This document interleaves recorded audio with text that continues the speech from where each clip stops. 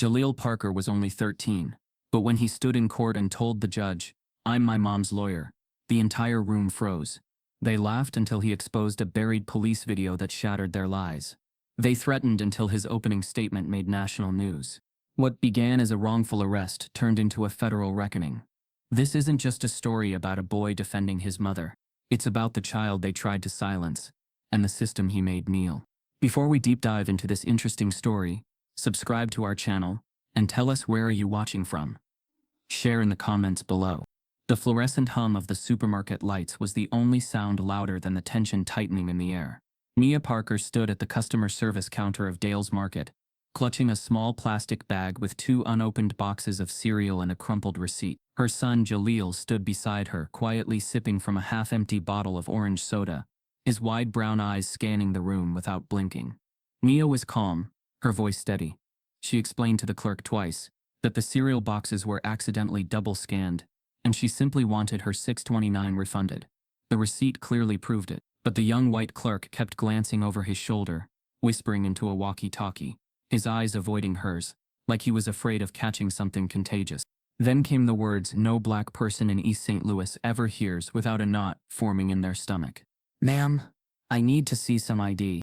"For a refund?" Mia asked, puzzled but composed. "It's policy," the clerk replied. But Jahlil noticed something. The white woman in line before them had just returned 2 bags of cat food. No ID, no questions. Mia reached into her bag but stopped. Something about the clerk's tone didn't sit right. "Can I see the written policy?" she asked. A simple, logical question. The kind of question that turns into a criminal act when asked by someone with brown skin. Moments later, 2 uniformed officers entered the store. The scene unfolded with disturbing speed and eerie choreography. The officers walked directly to Mia without speaking to the clerk. One of them, Officer Klein, a bulky man with a red face and twitching jaw, asked for her ID again. She handed him the receipt, instead. "What are you trying to pull?" he asked, raising his voice. "Why are you being difficult?" "I'm not," she said. "This is just a receipt for a return." "You're acting suspicious," said the second officer, a younger man named Miles, his hand already resting on his belt. Jahlil's fingers tightened around his bottle. Something was wrong, deeply wrong. He looked at the other shoppers. None of them intervened. They just watched. One even started recording with her phone, from behind a cereal display, like racism was just another item on the shelf. "I'd like to leave," Mia said calmly. "You're not going anywhere," Klein snapped. And then it happened. They grabbed her. Jahlil's bottle hit the floor. His legs moved but his voice stayed silent. His mother's cries weren't loud. They were dignified, restrained, but painful. She wasn't fighting, just trying to pull her purse strap from their grasp so she could give it to her son.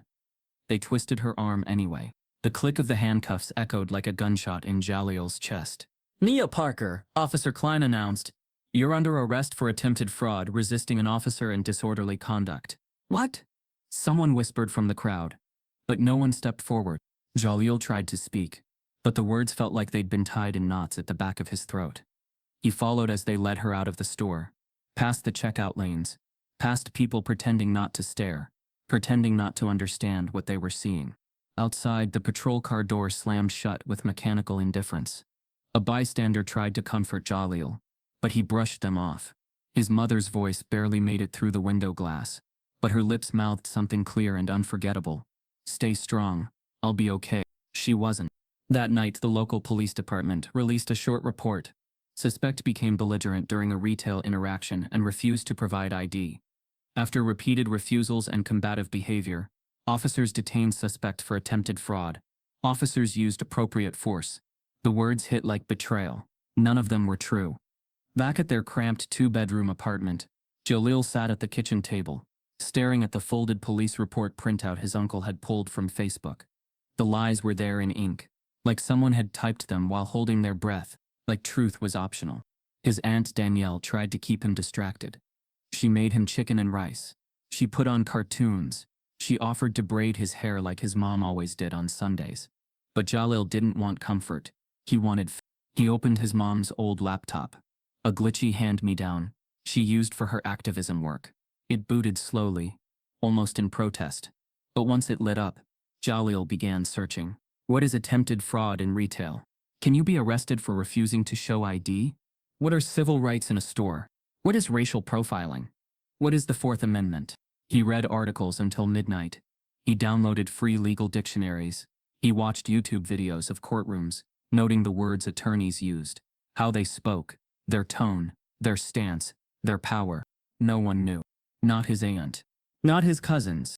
Not the teachers at school who gave him suspicious stares the next day when they whispered about his mom's mugshot trending locally. Not the kids who smirked when he walked into class and asked, "Did your mama steal cereal or something?" Jahlil didn't answer them. He didn't cry. He didn't lash out. He just wrote a list in his notebook. A list titled, "Things I Need to Know Before Her Court Date." It had 27 items. By the end of the week, it had. By the end of the month, each one was a question Jahlil promised himself he'd learn the answer to. Not for school, not for grades, for survival. Because no one else would fight for his mother like she had always fought for him.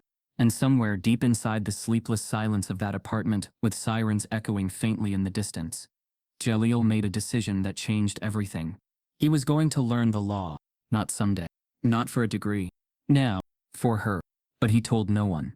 At 2:43 a.m., Jahlil quietly printed a page from the Missouri Legal Statutes website and circled the phrase, "self-representation in court." He didn't know what it meant yet, but he knew it was the key, and he was going to use it, whether the system was ready or not. The apartment smelled like printer ink and burnt toast. Pages of legal jargon lined the floor like courtroom tiles. On the back of his bedroom door, Jahlil had taped a hand-drawn diagram of a courtroom, complete with labeled areas for the judge, jury, witness stand, and defense table. The furniture in his room had been rearranged, his bed pushed against the wall, a small stool as the judge's bench, and 2 milk crates doubled as the prosecution and defense tables. His jury? A row of stuffed animals lined up on the dresser, each with a sticky note attached to their foreheads. Juror 1, neutral. Juror 2, doubtful. Juror 3, biased. He'd even included a wrinkled teddy bear named Eugene as the one juror most likely to believe the prosecution. A detail that forced Jahlil to argue twice as hard every night. Every night. He rehearsed until the floorboards creaked with memory. With real trial transcripts downloaded from obscure legal forums, he recreated scenes word for word, learning the rhythm of objections, motions, and rebuttals. It wasn't just about memorizing words, it was about owning them, speaking with authority, holding truth in a room full of doubt. When his Aunt Danielle knocked on his door one evening and asked what he was doing, he answered without hesitation, practicing for her freedom. She left him alone after that. But Jahlil wasn't just learning defense strategy. He was building muscle memory, repeating legal procedures until they settled into his bones. Each night he chose a new case to reenact, from a traffic stop gone wrong to unlawful search and seizure. He took notes in a worn spiral notebook titled Trial Playbook, adding tabs, color codes, and sticky flags. Yet his education didn't stop at home. Visiting hours at the St. Clair County Jail were supposed to be impersonal, brief, and emotionally numbing. But Nia had a way of bringing light, even through the bulletproof glass. Every Saturday, Jahlil would sit across from her with a stack of printed case summaries and new questions scribbled in the margins. She would smile proudly and say, "Okay, counselor. What's the case today?" He'd read aloud from printed court documents, learning legal precedent and trial etiquette, not from a teacher, but from the woman who'd taught him how to stand in the face of injustice. Their meetings became rituals. He brought her updates. She offered corrections. They laughed at the absurdity of some of the legal phrases: constructive possession, probable cause, fruit of the poisonous tree. The language of law felt like a secret code, and they were cracking it together. But not everyone found it amusing. A corrections officer named Bailey, tall, white, and stone-faced, would sometimes glare at Jahlil during these visits. He didn't like the stack of papers. He didn't like the questions. Once, he even muttered, "Trying to raise a jailhouse lawyer, huh?" under his breath. Jahlil didn't respond. He just stared back, unflinching. He'd already learned that silence could be power, when used precisely. But not all the guards were the same. One Tuesday evening, after Jahlil's usual 20-minute visit, an older black guard named Mr. Carter tapped him on the shoulder as he exited the hallway. "You the kid always bringing papers?" he asked, voice low. Jahlil nodded. Carter leaned in. "Don't tell nobody I did this." From his coat, he pulled out a small envelope. Inside was a photocopy of the Illinois Prisoner Legal Handbook, annotated and underlined. On the front page, a yellow sticky note read, "Start with Chapter 4, Defense Rights. It's where they try to trick y'all." Jahlil looked up, stunned. Carter shrugged. "I've seen a lot of smart men behind bars. Be the first smart one I've seen break someone out legally." That night, Jahlil didn't sleep. He devoured Chapter 4 like it was a lifeline. It detailed how defendants could challenge their arrest procedures, when to request discovery, how to file motions to suppress evidence, and even how to question arresting officers. By the time the sun rose, Jahlil had copied 11 pages by hand and marked 3 procedural errors he believed were made during his mother's arrest. Ones the public defender hadn't even mentioned. At school, he was drifting further from everyone else. In history class, while others memorized dates of wars that barely acknowledged black contributions, he was thinking about precedent from Graham v. Connor. In English class, when asked to analyze character motivations in To Kill a Mockingbird, he circled every line where the black character's voice was ignored and turned it into a quiet protest by submitting his own rewritten version of the closing argument. He was no longer playing school. He was playing court. But the real court was approaching fast. Mia's public defender, Mr. Kern, had barely met with her twice. A man in his 50s, overworked and jaded, he treated the case like routine paperwork. He told Mia to plead out, assuring her the charge would drop to community service if she admitted to disruptive conduct. When Mia refused, Kern seemed irritated, told her she was being difficult, stubborn, making things worse for herself. She asked Jahlil what to do. He said, "Don't say you did something you didn't. I don't care how long it takes." That sealed it. Big fight. But then, like everything in East St. Louis, the ground shifted without warning. On a damp Thursday afternoon, as Jahlil sat reviewing a mock cross-examination of Juror Bear 4, the phone rang. Danielle answered in the kitchen, her voice sharp and panicked. "Wait, what do you mean quit?" Jahlil froze. She turned toward him slowly. "It's Mr. Kern. He just dropped the case." Apparently his caseload had doubled, and he was unable to commit appropriate time to the defense. No replacement was named yet. No reschedule. The trial date stood. 14 days. That was it. 14 days. Until Nia stood alone before a system waiting to devour her. No lawyer. No plan. No mercy. Jahlil clenched his fists. The mock trials stopped being games. They became drills. That night, while printing new case files from a free legal archive, the printer froze midway. The screen blinked. Insufficient memory. Jahlil tapped it in frustration and accidentally opened a saved email draft. His mother had written months ago, but never sent. It was addressed to the Illinois Judicial Review Board. The subject line read, "Official complaint, unlawful conduct by Officer Klein." His eyes widened. She had tried to warn them long before this, but someone had silenced her. It was the kind of morning that carried weight. Thick clouds hung low like courtroom curtains waiting to be drawn, and the city smelled faintly of iron and rain. Jahlil Parker stood on the courthouse steps wearing his mother's old gray blazer, the sleeves cuffed twice and still too long, swallowing his arms. Beneath it, he wore a wrinkled white shirt buttoned to the collar, and black slacks that barely clung to his waist with a fraying belt. He looked like a child playing dress-up, and that was exactly what everyone assumed he was doing. Inside, courtroom 4B buzzed with low murmurs. Reporters scribbled into notepads. The few members of the public who had caught wind of the unusual hearing took seats in the back, curious whether this was a prank, a protest, or a breakdown of the legal system altogether. But Jahlil stood firm, his eyes fixed on the bench where Judge Lorraine Cutler, a stern woman in her 60s with silver curls and sharp features, was flipping through his filed petition. "Mr. Parker," she said without looking up, her tone careful, almost amused. "You are aware that you're 13 years old, correct?" "Yes, Your Honor," he replied calmly. "And you're petitioning to represent your mother in a criminal trial against the state of Missouri?" "Yes, ma'am." The room stirred with a mix of laughter, scoffs, and disbelief. From the prosecution table, Assistant District Attorney Tyler McMahon, a man whose expression was always 3 degrees colder than the room, chuckled audibly. "Your Honor, I understand young Mr. Parker's enthusiasm, but surely this is beyond absurd. Court representation requires a bar-certified attorney.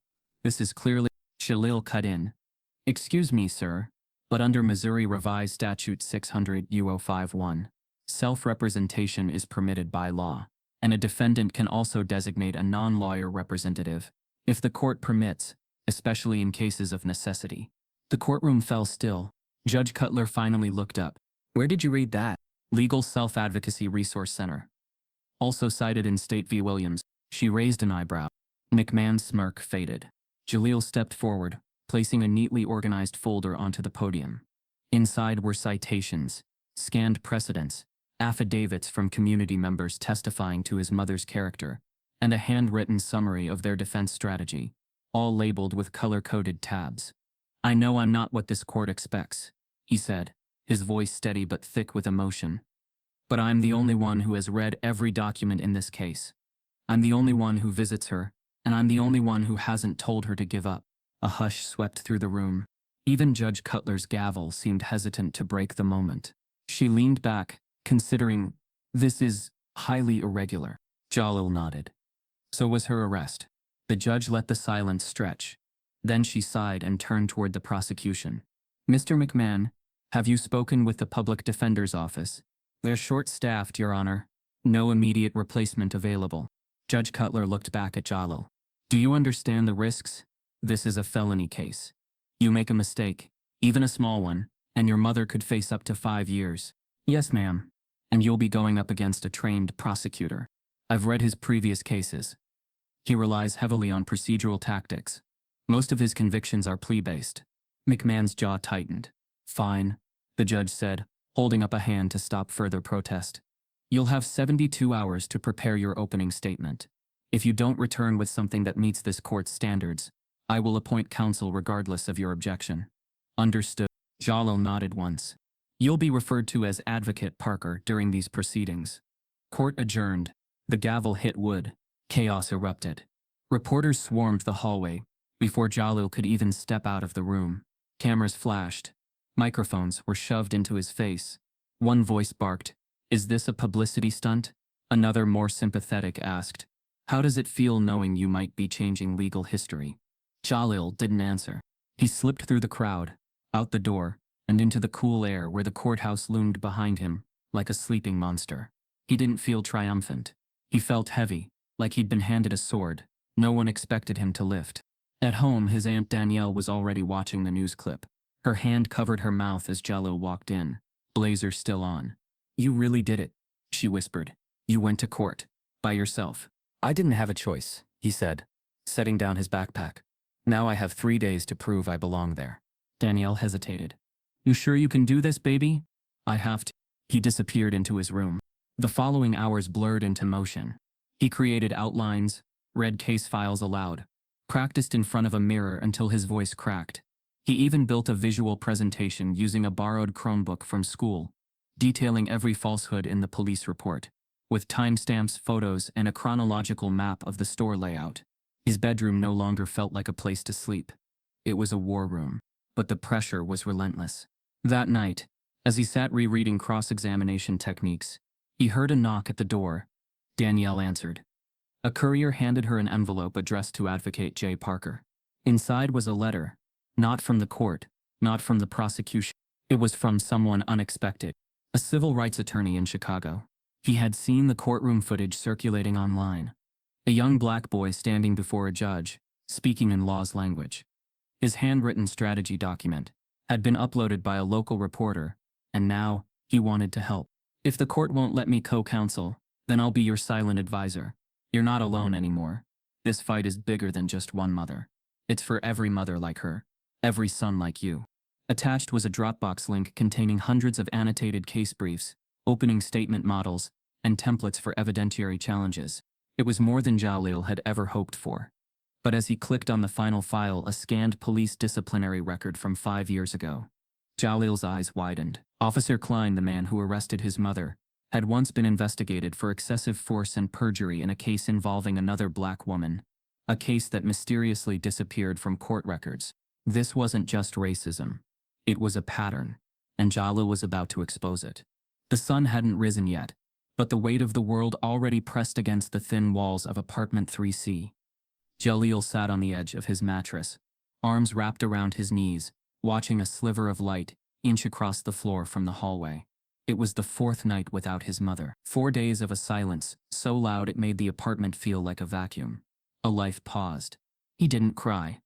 Not because it didn't hurt, but because there was no room left for grief in a home already packed with disappointment.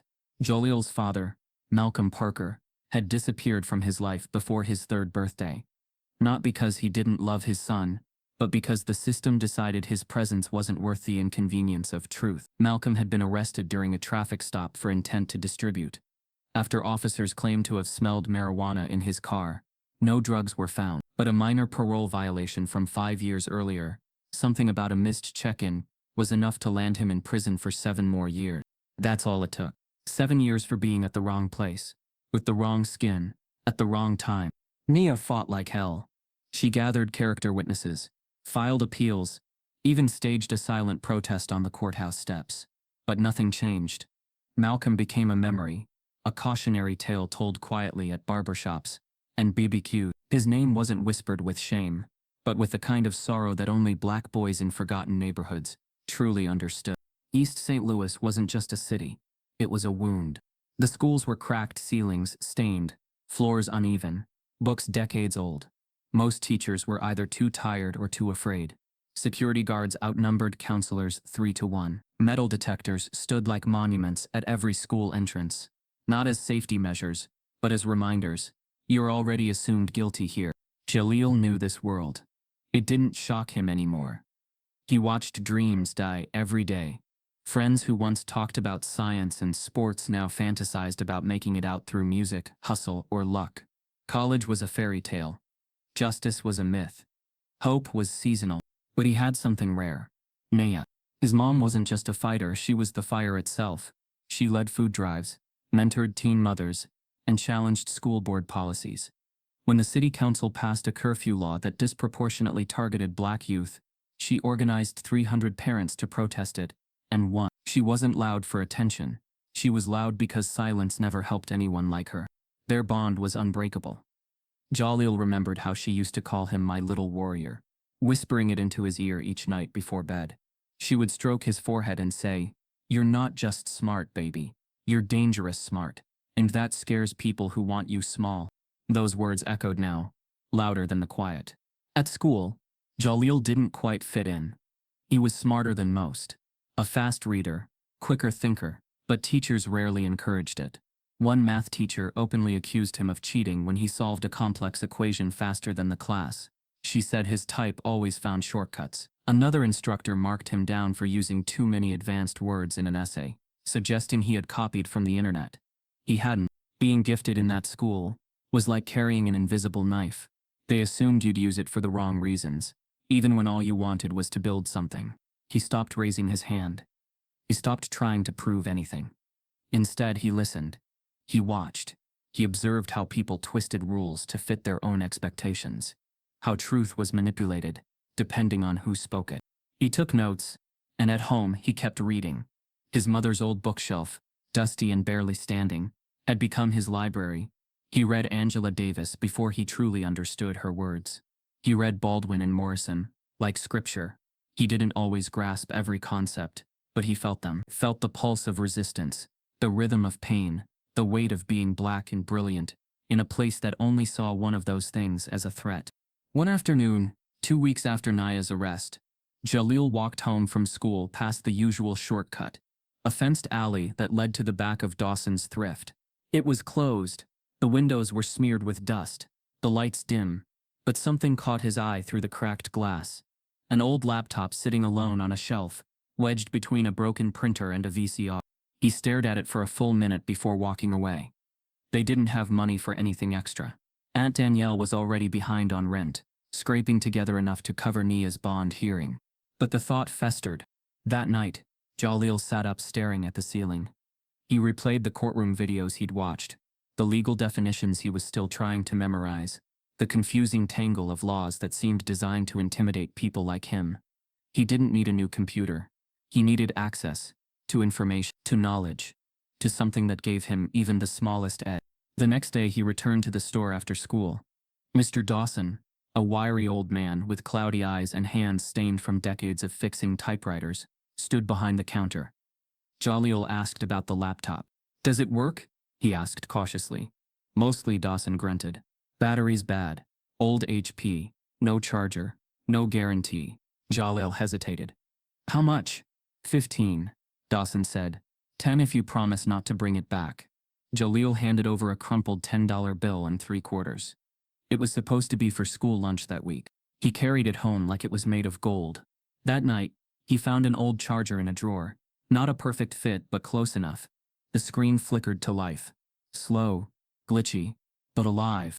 It was like finding a cracked window in a locked room. He immediately began searching. Free law textbooks PDF. Trial procedures step by step. Missouri evidence law. How to represent someone in court. Can a child act as legal counsel? Most sites required payment. But there were loopholes, scanned textbooks uploaded by student activists, nonprofit websites, sharing legal tools for underprivileged communities, obscure forums where aspiring lawyers posted summaries from night school lectures. He created a folder on the desktop. Hello? Every night after homework, he read. Not just casually, obsessively. He printed key sections at school using leftover credits. He underlined terms he didn't understand and wrote definitions beside them in pencil. He mapped out how criminal trials worked, from arraignment to discovery to cross-examination. The laptop became his secret weapon. Not even Danielle knew. She assumed he was playing games or watching cartoons. But Jahlil wasn't interested in distractions. Every hour spent on that machine felt like pulling bricks off a wall the world had stacked in front of him. And one night, as the apartment buzzed with a broken ceiling fan and muffled television noise, Jahlil stumbled across something he hadn't expected to find. A decades-old case, out of Mississippi. A 14-year-old boy had once represented his brother in a juvenile court and successfully got charges dismissed. The court had called it highly irregular, but not illegal. There it was. Proof. Proof that this wasn't just a fantasy. It was possible. Jahlil sat back, his heart pounding. He wasn't crazy. He wasn't naive. He was preparing. Not for an assignment. Not for a debate. For war. The war his mother was thrown into. The war no one ever thinks a 13-year-old could fight. But he would. He had to. As he closed his laptop, a thought hit him like a thunderclap. What if this wasn't just about his mom? What if learning the law, truly mastering it, could be his weapon against every injustice that had ever strangled their neighborhood? The next day he skipped lunch again, but this time to buy a second-hand printer cartridge. His legal library was about to get a lot bigger. By the time Friday arrived, sleep had become a luxury Jahlil Parker couldn't afford. He barely noticed the sun rising or setting anymore. The outside world felt distant, like a TV on mute in a locked room. Inside the apartment, the only sound that mattered was the hum of the printer, the clicking of keys, and the rhythmic scribble of his pen. Stacks of paper surrounded him. Missouri criminal codes, annotated legal commentary, trial transcripts, civil rights cases dating back decades.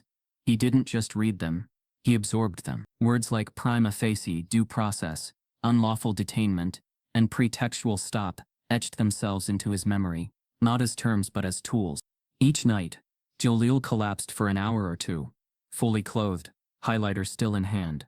Then jolted awake at 3 a.m., eyes red, brain on fire, ready to dive back in. Food was optional. Sleep was brief. Victory was mandatory. He began reconstructing his mother's case from the ground up.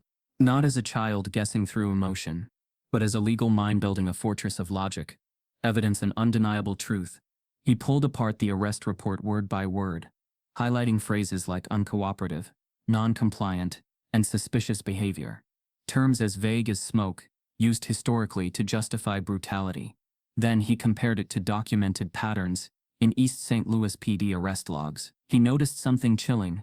Black women were twice as likely to be charged with disorderly conduct for the same retail infractions that white women walked away from, without citations. His mother wasn't aggressive. She had asked for written policy, and they treated her question like a crime. In his opening statement draft he wrote, "The prosecution will tell you this is about behavior. I'm telling you it's about bias. Because when black behavior meets white suspicion, justice becomes optional." He read it out loud over and over, listening for tone, weight, impact. Then came the email. It landed in his inbox just after midnight. The subject line read, "Saw your clip, you've got teeth." It was from Maya Linfield, a civil rights attorney based in Seattle. a former NAACP legal strategist and courtroom veteran. She had stumbled across the viral video of Jahlil's courtroom motion. The footage had spread like wildfire, shared by advocacy pages, education reformers, and civil rights outlets alike. Some called him a legal prodigy. Others accused the court of allowing a childish stunt. But Maya didn't care about headlines. She saw precision in Jahlil's legal language, focus in his posture, fire in his restraint. She offered mentorship, no formal involvement that would jeopardize his courtroom status, just quiet guidance, annotated briefs, audio notes, and digital templates for motion filings. Her first message was clear. I'm not here to save you. I'm here to sharpen you. You're already dangerous. Let's make you lethal. With her help, Jahlil refined everything, turned his questions into strategies. Maya pushed him to anticipate counters, memorize evidentiary codes, and prepare a psychological profile on the prosecution's lead attorney. He no longer hoped to win. He began expecting to. Then, during one late-night research session, Jahlil followed a breadcrumb he almost ignored. He had revisited the store's internal policy handbook, printed from a court-subpoenaed PDF found in a discovery leak, uploaded by a local journalist. Buried in Appendix D was a line mentioning mandatory body cam synchronization logs, required during any police intervention on store property. He paused. He remembered the arrest. He hadn't seen any body cam footage during the arrest. Only distant cell phone footage. Shaky, unclear. The police report claimed there were no visual anomalies. A red flag phrase Maya had taught him to watch for. It often meant something was removed. He stayed up until dawn digging. He emailed a formal request to the department's open records unit using his newfound legal phrasing. Then he waited. 3 days passed. No response. Then a file arrived. A 2 GB zip folder titled Incident Footage, 3047 Delmar Grocery, Klein. Inside were 2 videos, one 5-minute clip labeled Initial Contact, and another 7-minute clip labeled Arrest. Jahlil's heart pounded as he pressed play. The footage opened with Officer Klein stepping into the store, radio buzzing faintly. He approached the clerk. Jahlil's mother was visible in the background, calm, arms folded. The audio was clean. Clerk, she doesn't want to show ID. Kinda giving me attitude. Klein, black? Clerk. Yeah. That's part of it. Jahlil froze. Rewound. Played again. Clerk. Yeah. That's part of it. The officer didn't flinch. He nodded like it was routine. Then he approached me. Jahlil's breath caught as he watched the next 2 minutes unfold in real time. His mother remained composed, explaining the receipt, refusing to hand over ID without cause. She referenced her rights calmly. Then Klein said, flatly, "You're causing a scene." She hadn't raised her voice once. That's when he grabbed her wrist. That's when she screamed. That's when they twisted the truth. And now, Jahlil had it. Proof. Not theory. Not suspicion. Cold, unbiased proof that the entire arrest was contaminated by bias from the beginning. And that Officer Klein's actions were premeditated based on skin color, not threat level.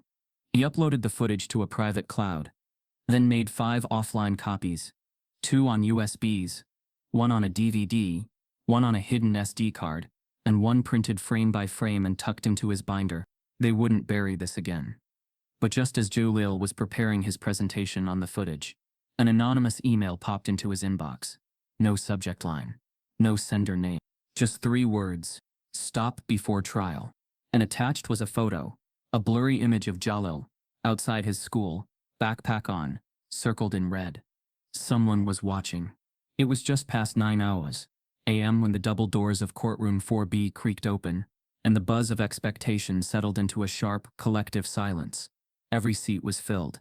Local activists, legal interns, reporters from Chicago and St. Louis. Even 2 professors from a nearby law school sat pressed against the back wall, notebooks balanced on their knees. The air was thick not just with tension, but with something heavier, disbelief mixed with hope, stirred with doubt. Then came the sound of worn-out soles against polished tile. Jahlil Parker walked in, 13 years old, 4 feet and change, wearing a suit that draped over his frame like it belonged to a ghost. The jacket sleeves swallowed his wrists. The pants were cuffed twice, just to stay above his shoes. In one hand, he clutched a leather binder, nearly as thick as a law textbook. In the other, a laptop bag frayed at the seams. And yet he walked like he belonged there. Not fast, not slow. Deliberate. Quiet. Certain. The murmurs started again. Soft at first. That's him? Is this legal? He looks like a baby. The bailiff called the room to order. All rise for the Honorable Judge Lorraine Cutler. Everyone stood. Except Jahlil. He had already been standing tall.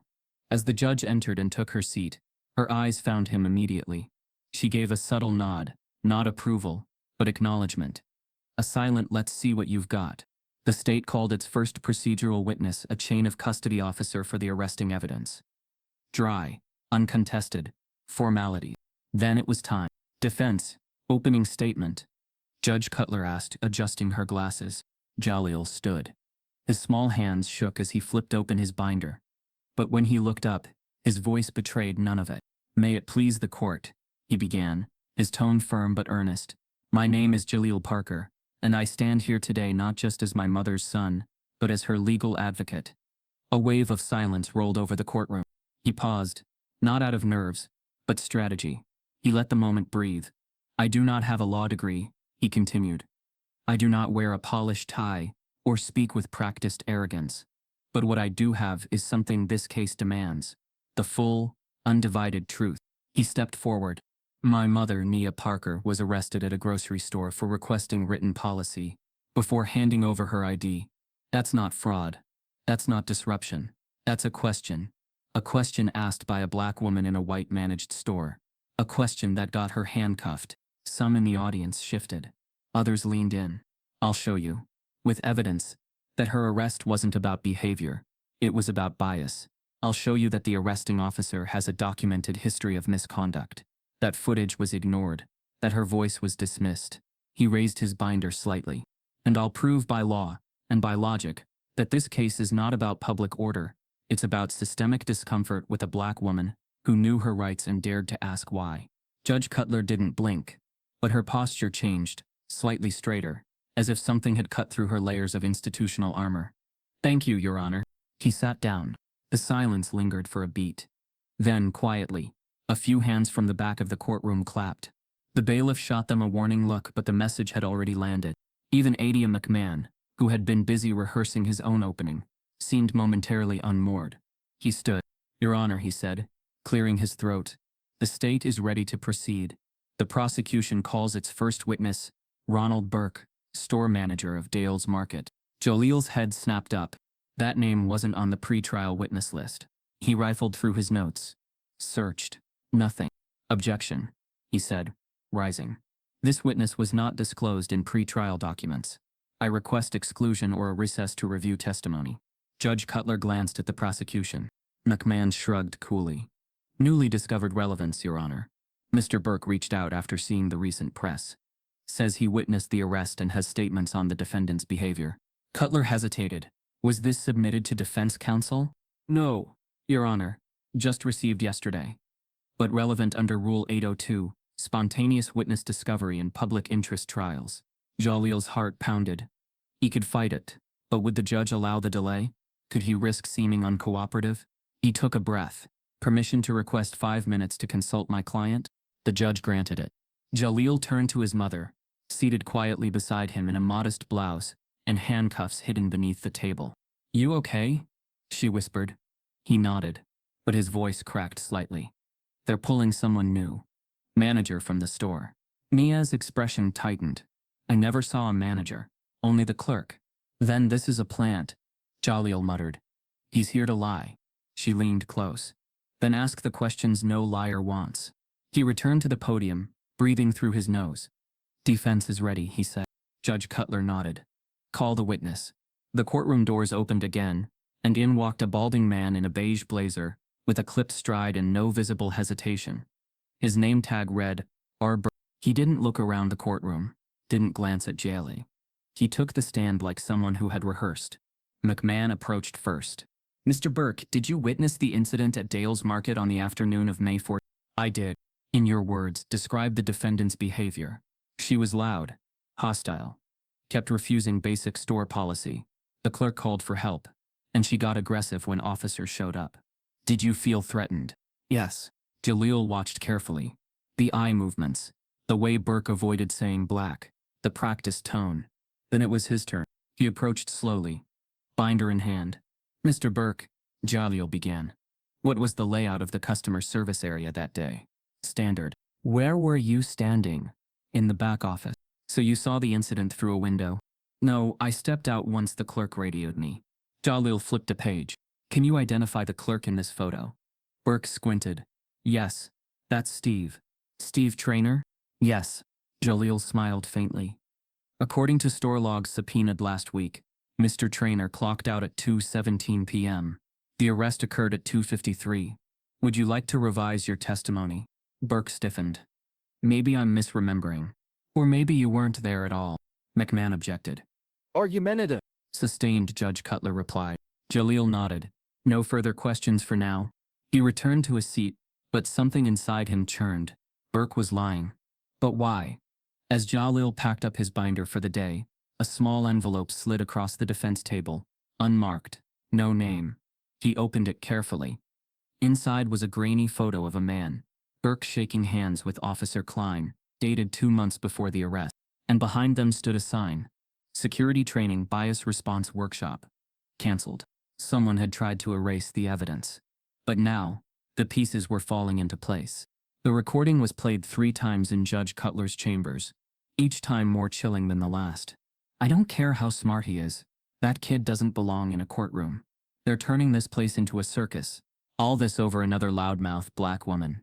Typical. Kayla, the intern who recorded it, sat silent beside the bailiff, eyes locked on the floor. She hadn't intended to become part of the story, but she also knew silence could be complicity. Judge Cutler sat behind her desk like a statue, lips pressed into a thin line, eyes hard but unreadable. Across from her sat Jahlil and Ada McMahon, both called in urgently. Neither spoke as the audio played. McMahon's jaw clenched tighter with each word. Jahlil didn't blink. When the tape ended, the judge exhaled slowly. The silence after was heavier than the words. I should have known, Jahlil said, finally. His voice wasn't angry. It was resigned, like someone who had seen enough of the system to no longer be surprised by its cracks. This could be grounds for mistrial, McMahon said quickly. The jury pool is tainted. If the court wants to avoid procedural collapse, we need— No, Jahlil interrupted. Not a mistrial. Just remove the juror who said it. Judge Cutler's gaze shifted to him. Mr. Parker, we can't confirm who said what. The audio is unclear on identity. But we know what was said, and we know it came from within the jury room. Perimeter. Which could jeopardize the entire panel's impartiality, McMahon pressed. The state wants a clean trial. Jahlil turned toward him. Is that why you introduced a surprise witness? To keep things clean? McMahon stiffened. Your Honor, Jahlil continued, turning back to the bench. The racial bias here isn't a side effect. It's the mechanism. It's how this case has moved from the start. First the arrest, then the false testimony. Now jurors who never even tried to see my mother as innocent. He took a breath. In Batson v. Zier, Kentucky, the Supreme Court ruled that racial bias in jury selection violates the 14th Amendment. We're beyond that now. We're in the territory of active prejudice. I request the juror be removed and replaced by the alternate. The room froze. Even McMahon leaned back slightly, caught off guard by the legal precision in the boy's tone. Judge Cutler tapped her pen against the wood. You're asking me to remove a juror based on circumstantial audio with no clear identifier. I'm asking you to preserve the trial's integrity. She stared at him for several seconds longer. Then, finally, nodded. The court will remove jurors on 3 and seat alternate jurors on 1. The rest of the jury will remain. A collective breath left the room. Outside, news vans doubled. The leaked recording, now shared online by courtroom observers, triggered national attention. The headlines spun fast. Young advocate challenges racial bias in jury and wins. Civil rights pages reposted the clip. Legal blogs dissected Jahlil's motion. A hashtag began trending. Defend like Jahlil. He didn't read the comments. He didn't answer messages. He couldn't afford to be distracted. But the outside world was watching now. What began as a local misdemeanor had morphed into a referendum on systemic bias. Political commentators, lawyers, and even celebrities began weighing in. Some called the case inspiring. Others called it dangerous. One headline screamed, "Teen turns courtroom into social justice theater." But none of it mattered more than what happened next. It was the morning of day 3 of trial. Rain tapped lightly against the windows. The courtroom was unusually quiet, as people filed in, perhaps sobered by the reality that this wasn't just spectacle anymore. As Jahlil prepared his notes for cross-examination, a folded manila envelope appeared under the courtroom doors. No name, no postage. Just thick, creased edges and a red paperclip holding it shut. A bailiff picked it up, looked around suspiciously, then brought it directly to Judge Cutler. She opened it slowly. Inside were 6 printed photographs and a single page of typed notes. Her expression changed. She whispered something to the clerk, who left the bench immediately. Then she called both attorneys to the sidebar. The mic was muted, but the tension was not. Jahlil approached, cautious but alert. Judge Cutler's voice was low, but steady. This envelope was delivered anonymously. It contains material that may be evidentiary, including a photo and email record between Officer Klein and Ronald Burke, predating the arrest by 3 months. Jahlil blinked. Email record. She nodded. Coordinated communication about suspicious persons in store, including one line. You let me know if she acts up. I'll handle it my way. Jahlil's stomach turned. Do the documents include a name? They reference N. Parker, with a date, a timestamp, and Klein's department email address. McMahon looked stunned. This is serious. It's more than serious, Jahlil whispered. It's premeditation. They were waiting for her. Judge Cutler sighed, rubbing her temple. We have to authenticate the documents before admitting them. How long will that take? Jahlil asked. A day, maybe more. Jahlil glanced back at the defense table, where his mother sat quietly, her wrists hidden beneath her jacket sleeves. We don't have that long, he said. Judge Cutler studied him, then whispered, Then we better hope your cross-examination buys us time. That night, after the courtroom cleared, and the envelope's contents were sent for expedited forensic review, Jahlil returned home, to find his front door slightly ajar. Inside, nothing was stolen, nothing broken. But his binder, the one holding his full case outline, was gone, and on his desk sat a new envelope, unsealed. Inside, a handwritten note. You're smarter than we thought. Stop while you still can. Ronald Burke sat confidently in the witness chair, legs crossed, fingers laced over his stomach like he had nothing to fear. His demeanor suggested professionalism, but his words carried something heavier, something barbed. The court stenographer had to ask him twice to speak clearly, as his voice dropped lower each time he emphasized words like aggressive, hostile, and disrespectful. She came in already worked up, Burke claimed. The clerk tried to help her, but she was on edge, loud, dismissive, threatening even.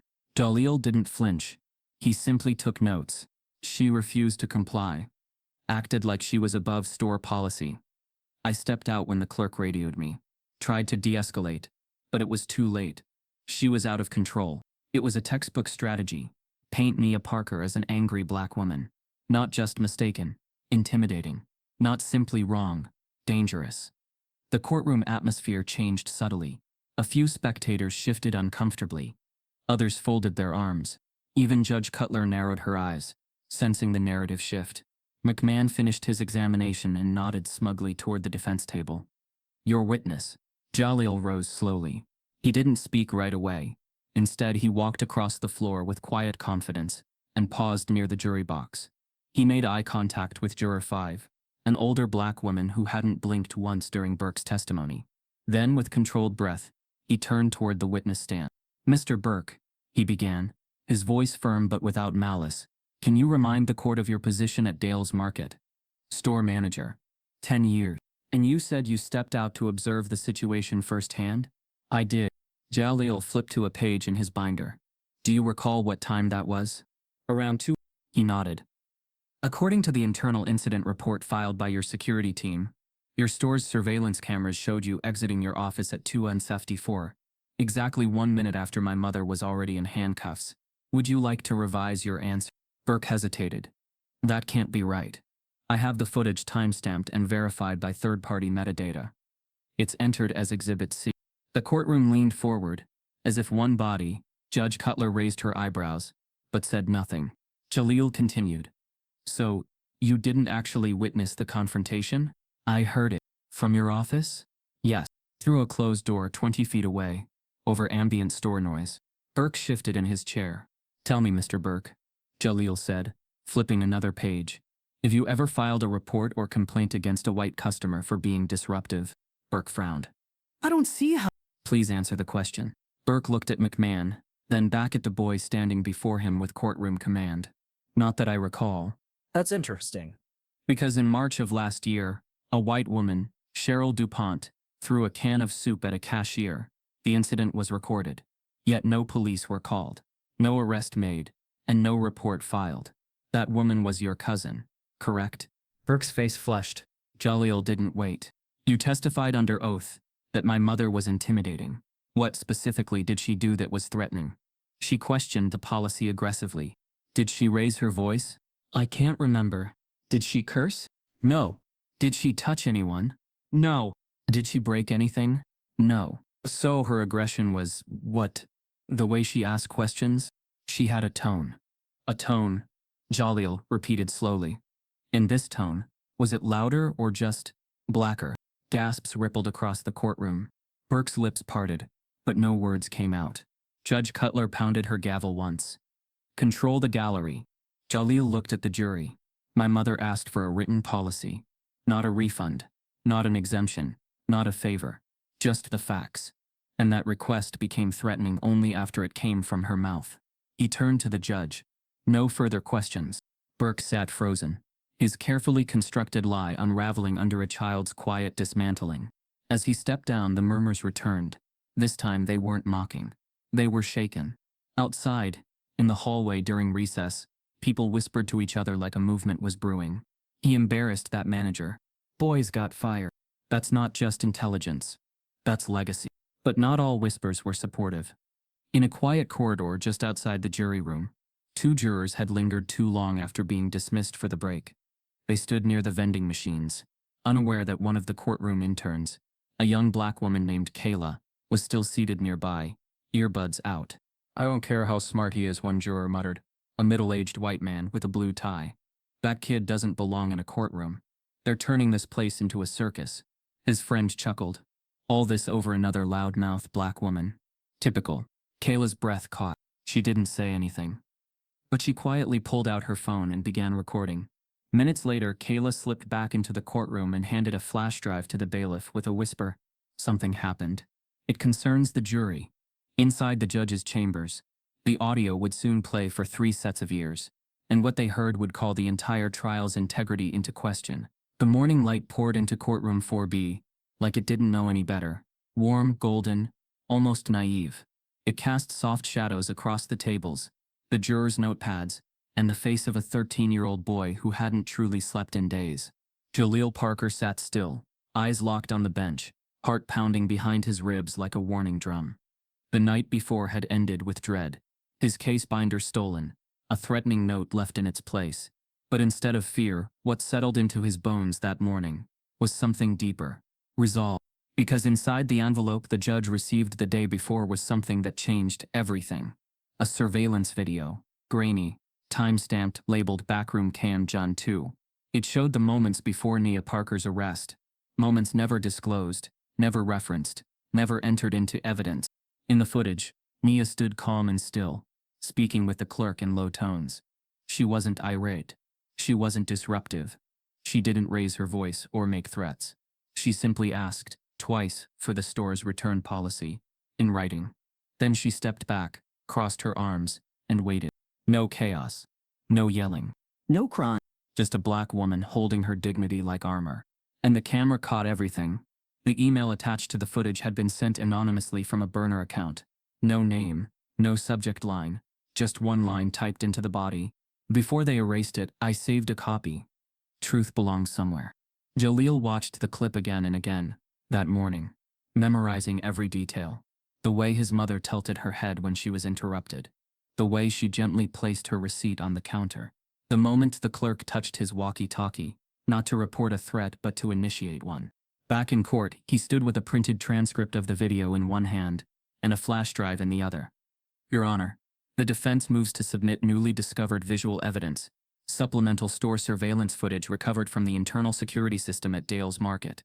The footage clearly depicts my client acting calmly and legally prior to her arrest. Gasps and murmurs filled the gallery. Judge Cutler held out her hand. The bailiff took the flash drive. The clerk plugged it into the court's monitor system. A blue loading bar stretched across the screen at the front of the room. Jahlil didn't breathe.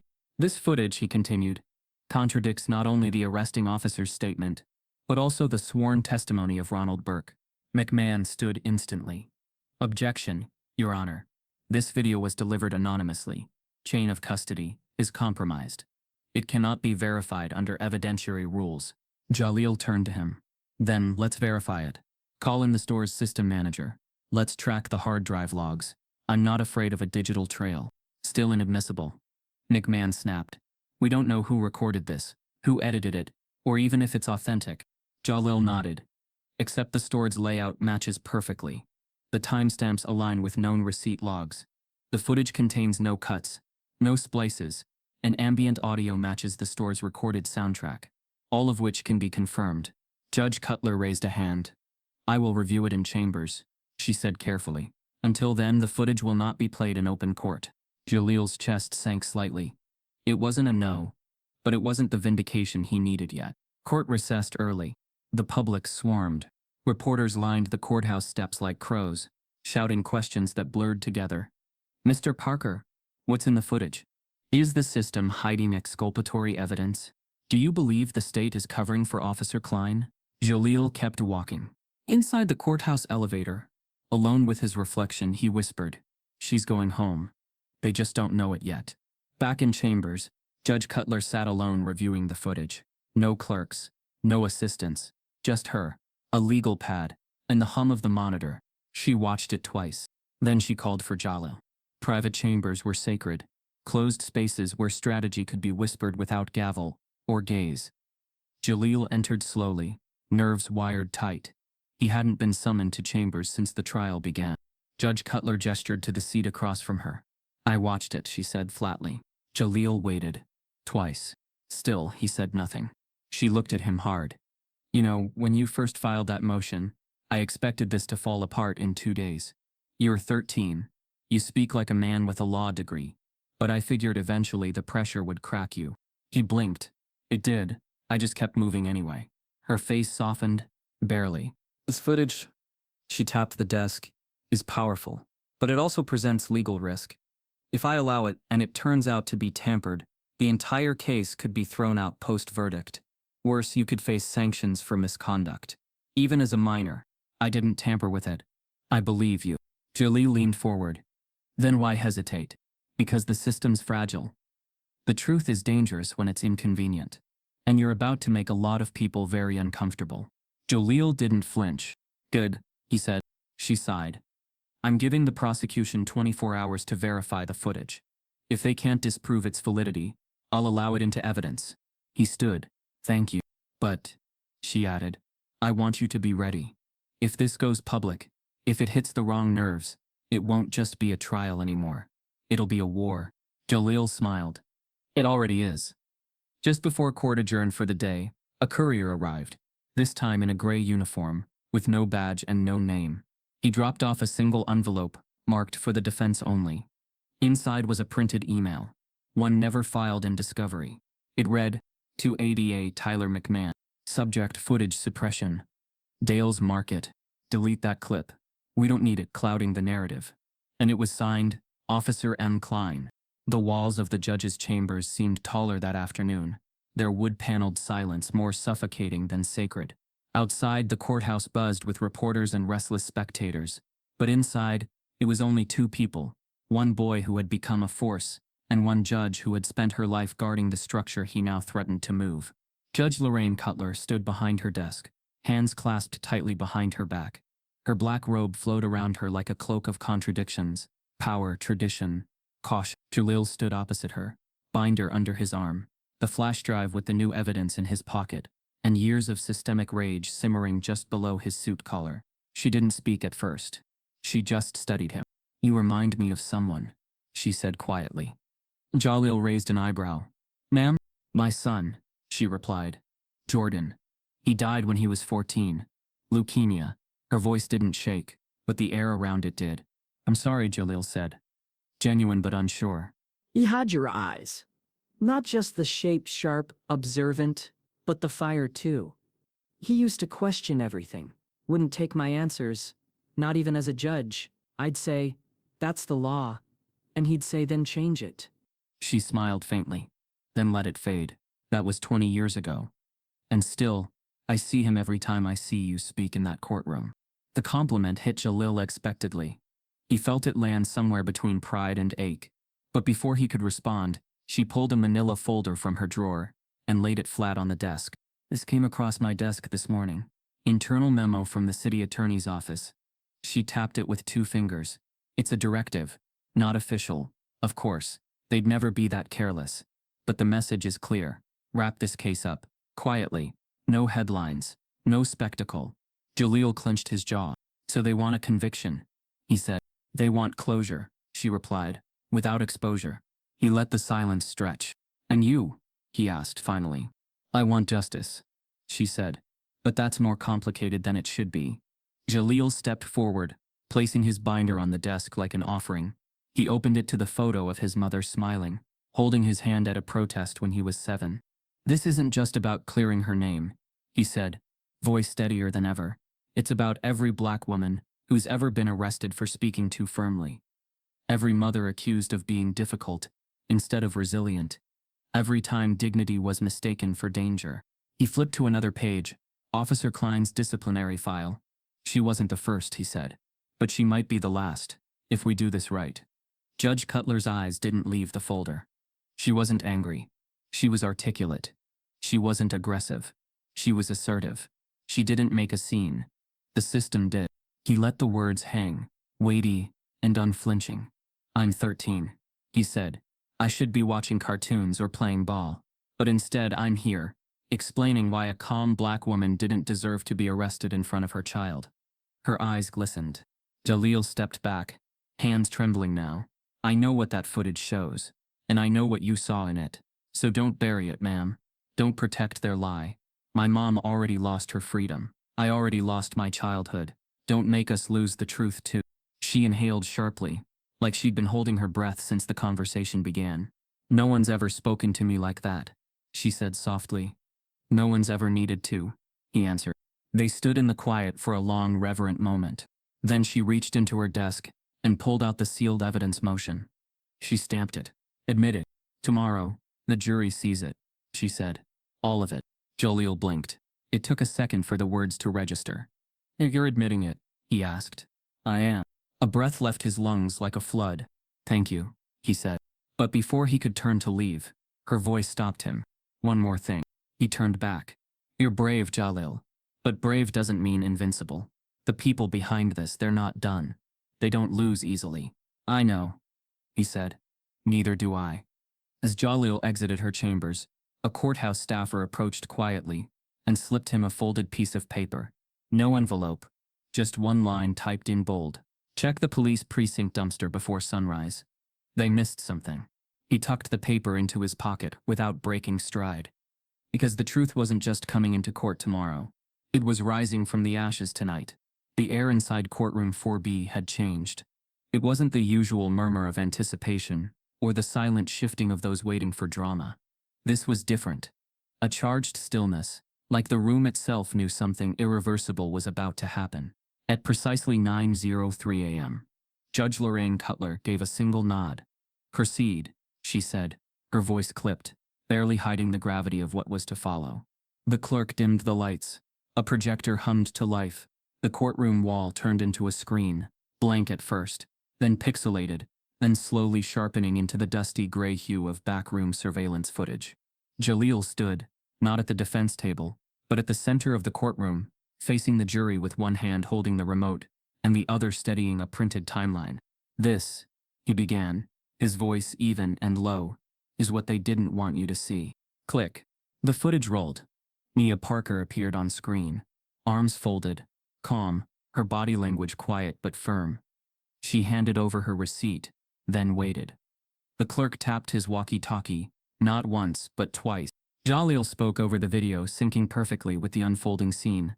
At 2:49 p.m., my mother requested written store policy. Not a refund, not an exemption, just policy. Click. Another angle. The door opening.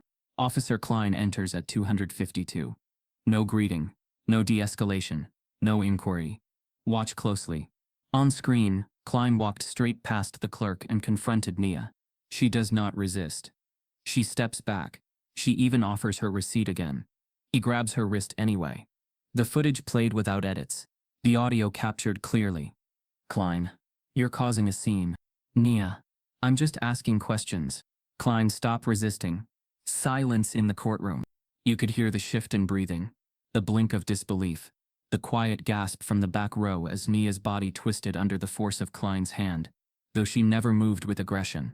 Then came the key moment. Clerk under his breath. This one's mouthy. Should have known. The screen froze on that frame. Jahlil let the silence do the heavy lifting. He turned to the jury. They said she was aggressive, loud, unruly. The footage says otherwise. She was targeted, profiled, and arrested for asking why. He pointed to the transcript pinned to his binder. Everything that followed, the charges, the bail, the court dates, was built on a lie that started with perception, not reality. He walked slowly toward the prosecution table. And what did the state do with this footage when it surfaced? He didn't wait for an answer. They tried to bury it, suppress it, pretend it didn't exist, until someone brave enough sent it to the court. He turned to McMahon. And now that it's here, they'll tell you it's inadmissible or improperly obtained. But that's not about law. That's about fear. Because if this footage is seen, the truth isn't just inconvenient. It's unavoidable. The lights returned. No one moved. Judge Cutler sat still, but her fingers tapped against the bench, a rhythm that betrayed everything her face concealed. Jahlil returned to the defense table, and for the first time since the trial began, he felt the balance of the room tip in his direction. McMahon rose slowly. He didn't object, didn't cross-examine. Instead, he cleared his throat, tugged at his jacket sleeve, and approached the bench. The state moves to dismiss all charges, he said, his voice devoid of the usual courtroom performance. On grounds of insufficient evidence and failure of procedural integrity. A beat passed. Then, another. Jahlil glanced toward his mother, who remained perfectly still, hand over her mouth, eyes locked on the judge. Judge Cutler narrowed her eyes. Is that your full motion, counselor? McMahon hesitated. No, Your Honor. The state will dismiss the charges with condition. The room tensed. Condition? Judge Cutler asked sharply. Yes. McMahon's gaze drifted to Jahlil. That Mr. Parker, the minor acting as defense, agrees not to engage in any further legal advocacy within the state of Missouri, formally or informally, now or in the future. A low hiss broke through the back row. Someone whispered, "They're scared of him." Jahlil didn't react.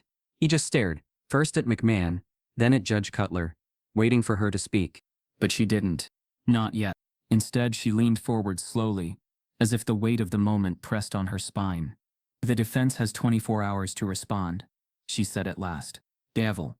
That court adjourned. The room erupted, not with shouting, but with movement. People standing abruptly, reporters rushing out to broadcast headlines, jurors whispering, one woman wiping tears from her eyes. But at the defense table, Jahlil sat frozen. They were offering his mother freedom, at the price of his voice. And for the first time in this entire trial, he didn't know what to say. Back at home that night, while sorting through the flash drive's unused files, Jahlil found one final folder, buried, unmarked. Inside, a screen-captured Zoom recording between Officer Klein and Adia McMahon. The date? 1 week before the trial. The conversation? Make her look angry. If the kid tries anything, we'll handle it. Tomorrow, Jahlil wouldn't just decide whether to take the deal. He'd decide whether to burn the entire system down. That night, the living room felt colder than it should have. The single lamp beside the couch buzzed with an uneven hum, casting long shadows across the carpet, where legal papers, flash drives, and empty water bottles formed a quiet battlefield. Jahlil sat on the floor, his knees to his chest, laptop open and glowing against his tired face. The screen displayed a paused Zoom recording, frozen on Officer Klein's face mid-sentence. Make her look angry. If the kid tries anything, we'll handle it. Jahlil had replayed it 10 times. Each repetition tightened the knot in his chest. Each pause underlined what this trial had never really been about. Truth was dangerous when spoken by the wrong people. They didn't want justice. They wanted submission. The condition McMahon offered was simple, elegant in its cruelty. Drop the charges against Mia Parker. Let her walk free, but require Jahlil to sign a permanent agreement that he would never engage in legal representation, advocacy, or pursue legal studies in the state of Missouri. It wasn't just a deal. It was a muzzle, a silent exile for a boy too smart, too loud, too black to be allowed into the inner rooms of justice. And for the first time in weeks, Jahlil didn't know if he had the strength to choose. Come sit, his mother called softly from the couch. She had seen the way he'd been pacing. She always saw everything, even when he tried to hide. He sat beside her. They didn't speak for a moment. The silence wasn't heavy. It was sacred. Then she asked, "What's the offer?" He handed her the document, freshly printed, signed by McMahon and stamped by the clerk. Her eyes scanned the paper. Her expression didn't change. After a minute, she folded it and set it aside. "And what do you think?" "I think—" He stopped, rubbing the back of his neck. "It's a trap." She nodded. "Yeah, they know you'll be free either way now. The footage, the emails, the Zoom call, it's too much to bury. But this is how they bury me." Her eyes met his. "They're afraid of you." He looked away. "I'm just a kid." "No," she said firmly. "You were a kid. Now you're something else. You're what they can't predict." Jahlil breathed deeply, staring at the ceiling. What if I take it? What if I sign, and we walk out of this clean? We go home, you're safe, and I just let go of all this." She took his hand. "Baby, you don't owe anyone a future, especially not one they already tried to steal from you. But don't you ever let them write your ending for you." Her grip tightened. "Because you were meant for this. Even if it's hard. Especially if it's hard." Tears welled in his eyes, not from sadness, from weight, from knowing that every decision would echo. Not just for them, but for everyone watching. He stood up. "I need to go out for a bit." She nodded. "Be safe." Outside, the streets were quieter than usual. Rain from earlier had left puddles reflecting neon signs and distant brake lights. Jahlil walked slowly, mind racing. At the corner, he saw the mural his mother helped paint years ago, bright fists raised against a backdrop of broken chains. Below it, someone had added a line of fresh graffiti in bright silver paint. "They fear our voice more than our fists." He stared at the words. Then he pulled out his phone and made one call. Maya Linfield answered on the second ring. "Jahlil, they gave me a deal," he said flatly. "I know. News leaked already. They want me to silence myself." "I know that too." "Silence? What do I do?" he finally asked. There was a pause. Then Maya's voice softened. "I can't tell you that, but I can tell you what happens if you fight." "Tell me." "You'll lose things. Sleep, time, safety. You might lose opportunities, scholarships, even protection. But if you fight, truly fight, you won't be alone anymore. We've got lawyers watching, civil rights groups ready. You walk into federal court, and we walk with you." She let the words settle before adding, "But if you walk away now, they'll use that silence for decades." He whispered, "Then I guess I already know." He hung up. At dawn, he returned to the courthouse. The sky was bleeding orange over the rooftops. The building loomed ahead like a gatekeeper, daring him to try again. Inside, he handed the clerk an envelope. Judge Cutler was already waiting in her chambers. She opened the letter in silence. It read, "The defense rejects the conditional dismissal. We are filing a federal motion under 42 U.S.C. 1983 for civil rights violations, police misconduct, and malicious prosecution. This case is no longer confined to Missouri." Signed, Jahlil Parker, legal advocate." She looked up. "You're sure?" He nodded. "Let's finish this." That afternoon, as reporters descended on the courthouse steps, a sealed federal court order arrived by courier. It contained a temporary injunction, halting the dismissal, freezing all local court actions, and transferring jurisdiction to federal civil court.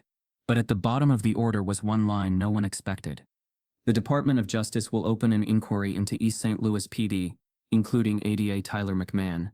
And just like that, what started as a boy defending his mother became a national investigation. The news broke like lightning across a dry sky.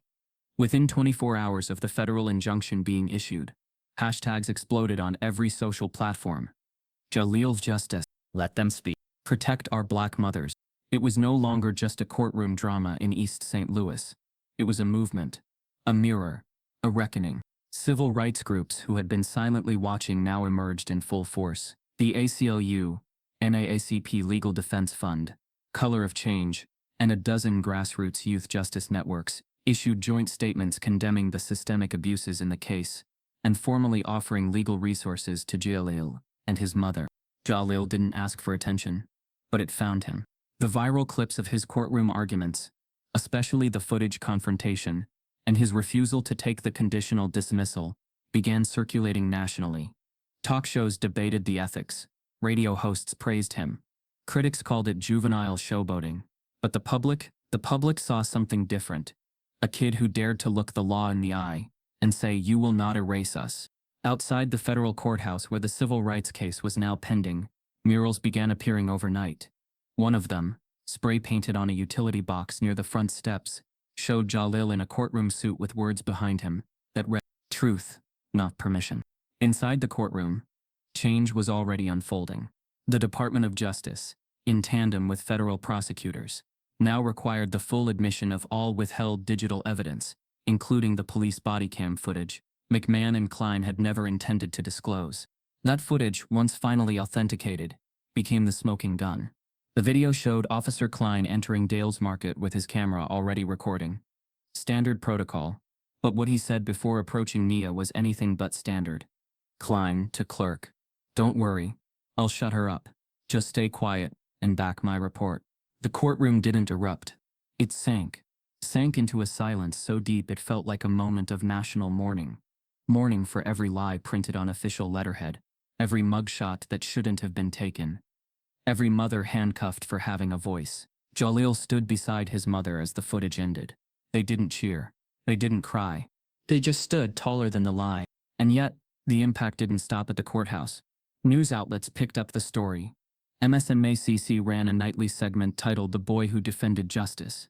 CNN held a roundtable of civil rights lawyers, breaking down Jahlil's case strategy, like it was a masterclass in advocacy. TikTok creators turned his courtroom quotes into rallying cries. Then came Congress. First, a letter from the Congressional Black Caucus, signed by 28 members, calling for a federal investigation into East St. Louis PD and any associated prosecutorial misconduct. Then, an invitation. Jahlil was asked to testify before the House Judiciary Subcommittee on Civil Rights and Civil Liberties. He didn't answer right away. He wasn't chasing fame. This wasn't about spotlight. It was about survival, about visibility for the invisible. But after speaking with his mother and Maya Linfield, he accepted, not for himself, but for every kid whose mother was arrested for being too loud, too confident, too unwilling to shrink. The hearing was set for a Tuesday morning. Capitol Hill buzzed with press vans and protesters holding signs. "Protect Black dignity. Jahlil is not alone." Legal genius aged. Inside the chamber, seated between two legal experts and a former DOJ official, Jahlil adjusted his tie slightly crooked, same one he'd worn the first day of his mother's trial, and opened a folder. "My name is Jahlil Parker," he began, "and I stood in court not because I wanted to prove a point, but because I didn't want to bury my mother." He spoke not as a witness, but as a survivor of silence, the silence that follows every unjust arrest, every courtroom trick, every erased video. People ask me how a kid like me could fight a system this big. But the truth is, I didn't have a choice. Because when systems decide who deserves fairness based on skin color, it's not just law that fails, it's the soul of a nation. The room didn't clap, protocol, but eyes welled. Staffers stood outside the chamber, whispering to each other, stunned by the clarity, the focus, the fire in his delivery. He ended with one line. "If you want a future where Black children believe in justice, then start by making justice believe in us." When he finished, Representative Nadine Harris of New Jersey, herself once a civil rights attorney, leaned into her microphone and said, "Jahlil Parker, you've reminded us why this chamber exists." And still, even after Congress heard him, the story wasn't over. Because just before he stepped off the Hill, his phone buzzed with an encrypted message from Maya. One line. "DOJ is going public. Today." That afternoon, in a formal televised press briefing, the U.S. Department of Justice made the announcement that would send shockwaves through the nation. "Effective immediately, we are opening a federal civil rights investigation into the East St. Louis Police Department, including arresting officers involved in the Parker case and Assistant District Attorney Tyler McMahon." But that wasn't all. A second folder of evidence had surfaced. It was labeled, Suppress list. Community activists to watch. And Nia Parker's name was first. The ribbon was blue, not the deep navy of solemn institutions, but a bright, almost defiant blue, the kind that refuses to blend into silence. Jahlil stood at the podium beneath a banner that read, "The Parker Foundation, Legal Literacy for the Next Generation." The crowd gathered on the front steps of what used to be an abandoned rec center, now renovated into a glass-walled community legal hub. Media outlets flanked both sides, but this wasn't for them. This was for the 30 students seated behind him, black, brown, marginalized youth wearing matching blazers with gold pins reading scholar. They were the first class of Parker scholars, and every single one of them had been told at some point that they were too loud, too defiant, too curious. Now they were something else. Trained. Jahlil took a breath. He was 14 now. His voice was deeper, his presence steadier. But the fire, that remained untouched. "This building isn't just walls and windows," he began. "It's a reply to every suspension that never came with explanation, every courtroom that never offered a defense, every teacher who said, 'That's not your place to speak.'" He paused, scanning the faces in the crowd. Kids from neighborhoods where police sirens came before school bells, where questions were discouraged and survival was the only curriculum. "We are here because silence doesn't keep us safe," he continued. "It just keeps us unheard." The audience erupted in applause. Behind him, Nia Parker stood with her hand on her heart, blinking away tears. Maya Linfield stood beside her, proud and quiet, the architect behind the foundation's legal structure. What had begun in a courtroom now stretched across states. Since the verdict, Jahlil had been invited to speak in law schools, community centers, and policy panels. But it was this project, his project, that meant the most. The Parker Foundation had one mission: teach legal literacy to young people who had been historically kept out of the system until it was used against them. They ran mock trials, held public hearings, taught kids how to file FOIA requests, write motions, and understand what Miranda rights actually meant. No longer just reacting to injustice, they were preparing for it. 1 month after the ribbon cutting, The Atlantic published an op-ed titled, "The Future of Justice is Here, and he's..." The author? Judge Lorraine Cutler. She wrote, "In my decades on the bench, I have seen arguments from the finest legal minds in this country, but none struck me like the boy who walked into my courtroom, not with ego, but with urgency. He did not demand justice. He demonstrated it. And he forced the system to look in the mirror and ask why someone so young had to become its conscience." The op-ed went viral. Schools started adding excerpts to their government curriculum. In that same month, the DOJ released its first round of findings from the East St. Louis investigation. Over 60 recorded instances of misconduct, falsified reports, and a covert internal directive aimed at neutralizing disruptive community organizers. A policy built not on safety, but on suppression. The officers who once silenced Nia now faced indictments. But still, Jahlil knew this wasn't victory. It was a beginning. One Friday afternoon, a teen girl named Breb from Chicago approached him during a legal literacy seminar. "My brother got locked up for something he didn't do," she whispered.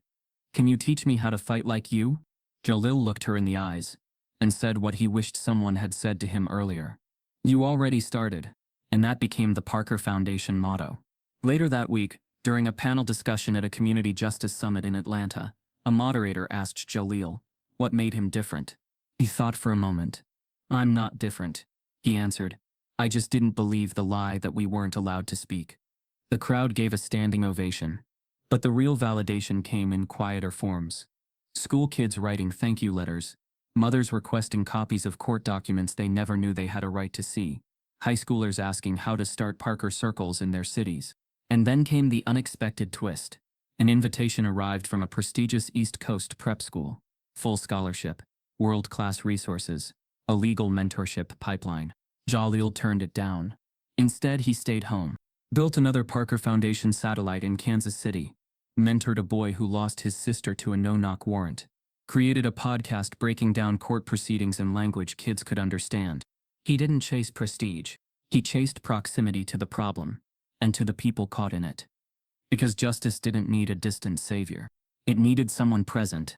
And in one final full-circle moment, Jahlil stood before a crowd at the city's annual civil rights dinner, where a mural had just been unveiled, a full-scale portrait of him in front of a courthouse, holding a binder like a shield.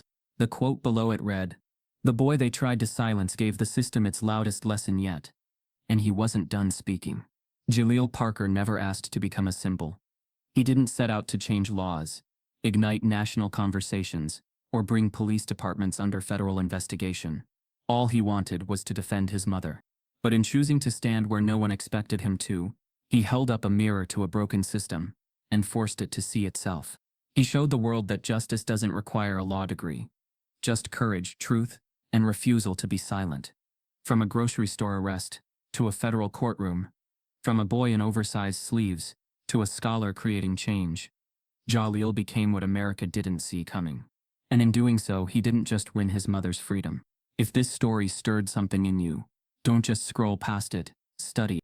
Talk about it at your dinner table, bring it into your classrooms, and challenge the silence around you. Because the next Jahlil is already out there, waiting to be believed. Make sure they know they're not alone. The federal courtroom in downtown Chicago was built to feel invincible, vaulted ceilings, gleaming columns, solemn air. But on the morning of the verdict, even the marble felt like it was holding its breath. Jahlil sat between two attorneys from the Civil Rights Coalition, Maya Linfield just behind him. Jahlil Parker, in a navy blue blazer and natural curls, sat upright beside her son. No cuffs, no guards, just grace. The courtroom was packed. Federal observers, press, former judges, even law students who had driven hours just to witness history in real time. The tension wasn't just legal, it was spiritual. Everyone had seen the footage. Everyone had read the transcripts. And still, justice never felt guaranteed. The judge entered, a man whose rulings had both empowered and crushed dreams across decades.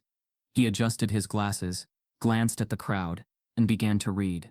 After careful review of the evidence, witness testimony, and the procedural violations presented, this court finds in favor of the plaintiff, Ms. Jahlil Parker, on the grounds of unlawful arrest, racial discrimination, and malicious prosecution.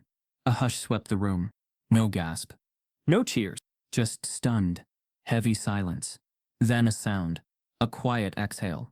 Jahlil's chest collapsing from a breath he didn't know he'd been holding since the trial began. The judge continued.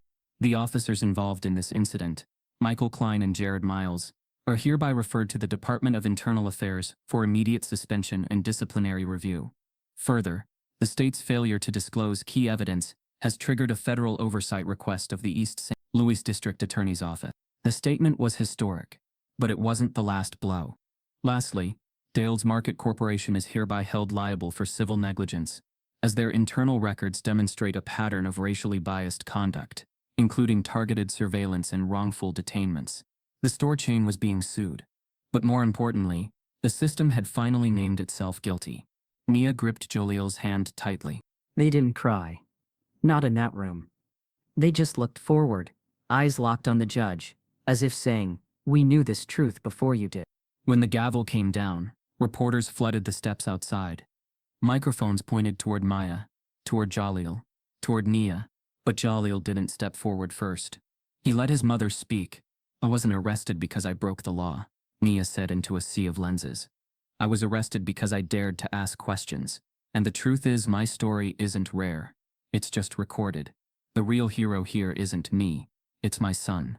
Because while they tried to break me, he built a case." Cameras flashed. Maya stepped in, announcing that the family would take no further questions for the day. But not before handing out one final press release. It read, "Effective immediately, Jahlil Parker has been invited to deliver a keynote address at Yale Law School's Civil Rights Symposium this fall." The room erupted. That night, Jahlil returned to the apartment that still smelled faintly of ink and printer toner. The legal pads were stacked neatly now. The makeshift courtroom was gone. But something in the air remained. A kind of electricity that had nowhere left to go but forward. On the coffee table sat a fresh manila envelope. Inside it, legal papers, filed by Jahlil Parker. Parker v. East St. Louis Police Department. Class action. The plaintiffs, 34 other black residents wrongfully stopped, detained or arrested within the last 3 years. At the bottom of the stack, beneath the affidavit and signature lines, was a title box. Lead legal advisor, Jahlil Parker. He picked it up slowly, hands trembling, not from fear but from responsibility. He turned to his mother, who watched him with the same softness she always had, even before the courtroom lights. I want to help them, he said quietly. I know, she replied, but I want to help more than them. I want to help every kid who never gets footage, every woman who never gets believed, every name that never trends. Then say yes, she said. He looked down at the title and signed it. The following morning, Jahlil received a private message from a federal investigator, someone within the DOJ task force. The message was brief. There's another list, hidden within sealed files. It doesn't just include East St. Louis, it names cities across the country. Same tactics, same targets. The fight wasn't over. It was just beginning.